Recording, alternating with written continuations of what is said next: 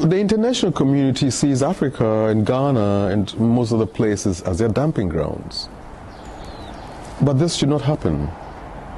You know, we all have a right to a sustainable and clean environment, very healthy environment, just like any other person.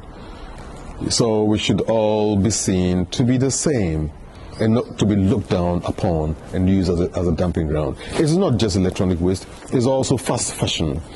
Fast fashion is destroying and decimating poor developing countries, including Ghana.